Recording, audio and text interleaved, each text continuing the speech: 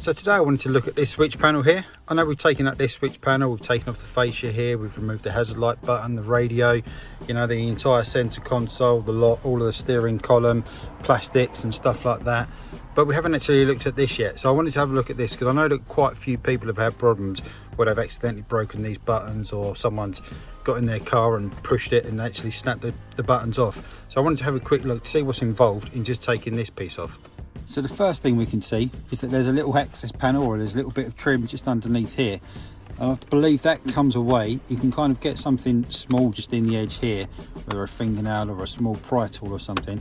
If you pull it away from kind of this edge closest to the main dashboard panel, there's 3 clips just as you run along, and then there's kind of a locating lug here and here. So just as it comes down, it does flex quite a lot. It says, there we go, you can just see that come out, and then the second one, third one comes along, and away it comes. So you can just see then obviously those clips that I was talking about, 1, 2, 3, and then kind of those 2 little locating bits there. Just getting it in the light, you can see. So that comes away nicely there. And then with that removed, the most obvious thing is then there's a fix in here, and there's another one exactly the same just over here. I believe these are a T25 bit. So we'll just remove these now. There is actually just up here another couple of fixings that you can just about see, but I think that's for starting to disassemble the module. So what I'm expecting, once we take this out, hopefully there's going to be a plug on it or something like that, which will connect the electrical connections for each of the 5 switches. If you've got all 5 of them, I'm not sure which this one is. I'm guessing maybe it's for heated seats or sunroof or something like that perhaps.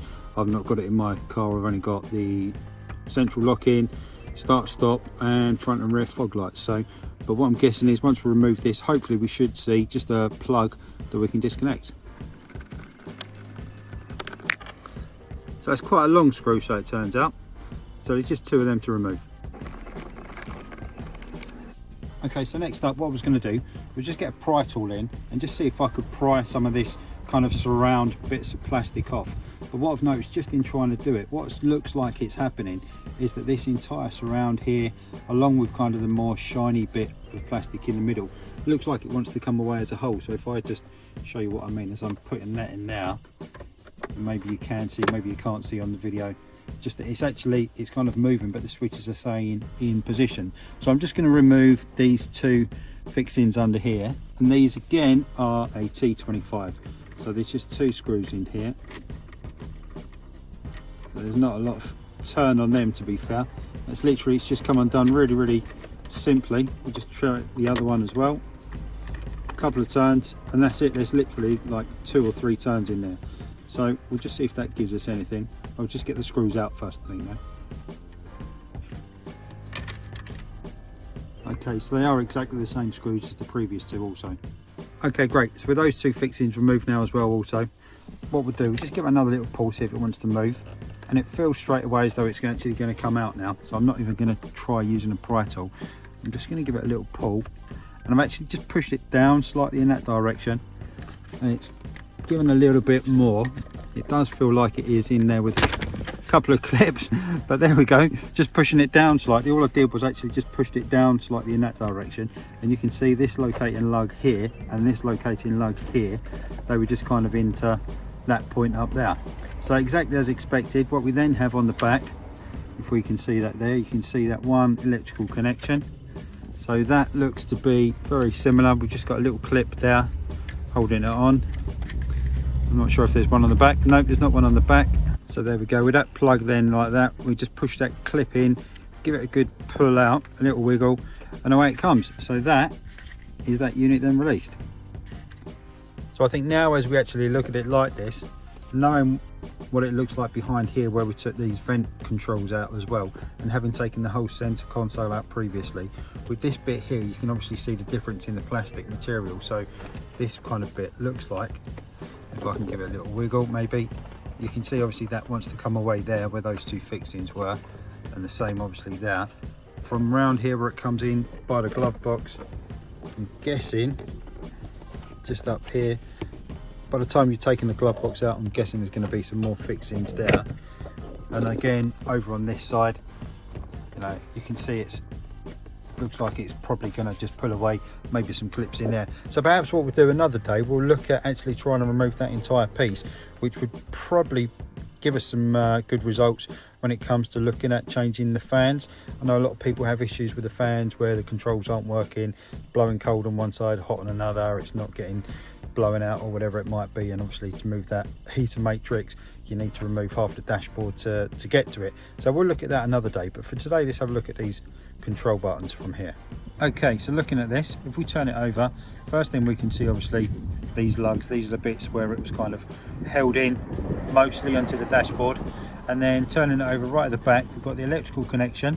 So this is the top, so let's turn it up the other way. So looking at the back of it, we can see there's that small Torx bit in there and another one just over there. So pretty similar to the electric window switches, to be fair. I'm guessing they look like a, I don't know, maybe a T10 maybe or something, really small. You can just about see, I'm not sure if you can see just in there, there's a little bit of circuit board as well. You can see the green and stuff like that. So I'm guessing what we're going to find pretty much, you can obviously see it again there and there.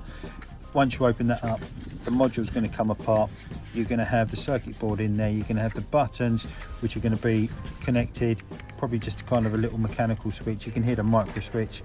Obviously when you push it, you can hear it clicking again for each of those. So all it's going to be is just a little switch that's going to be connected to something. Realistically, I don't know if you can buy these switches separately to replace them if you've damaged one or if it's broken or something like that, but I'm guessing these parts are probably easy enough to source themselves on their own. We've got on my one here, just on the label on the top, you can see it's got a date there as well, 030311, so that's obviously when it was put into the car or when it was manufactured. And there's a part number there, 156095042.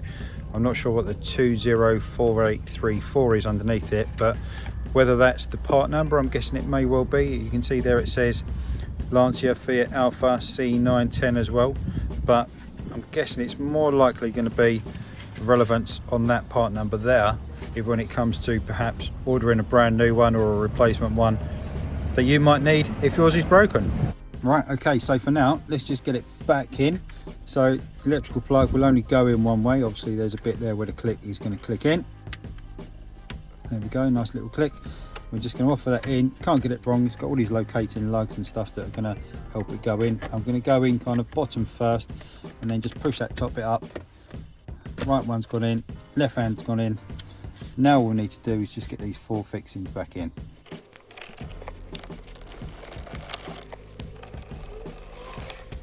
And then last up, we'll just put this panel piece back in, remembering that these little lugs go kind of to the front of it. So I'm going to try and house them into it first and then kind of push the back up, see if it wants to go in nicely like that. There we go, 1 2 3, and it's all back together. Okay, great. So then one last thing, we'll just turn the ignition on.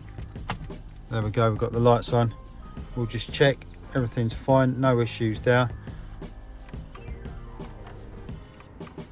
Lights are all on, obviously, that's good. Stop start, never used it anyway. And locking the doors. Let's try and shut the door. There we go, working perfectly, no issues whatsoever. Stop start, obviously we're not going to impact that because the car's not running at the minute, but the fact that everything else is working means that the panel's back operational and it's all good. Okay, so hopefully that's been useful. If you found it helpful in any way, shape or form, remember to give us a like down below. If you haven't done so already, remember to subscribe, coming up here now.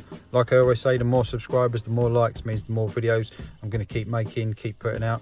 There's quite a lot still to do realistically of funny little bits, and I'm really looking forward actually, now we've taken that out, to actually taking that out so that we can look at how or what's involved in getting the heater matrix removed, which I know is such an issue for so many of you. So for now, yeah, don't forget to hit subscribe, coming up here now. Thanks very much for watching, I really do appreciate it, and I'll see you in the next one. Cheers.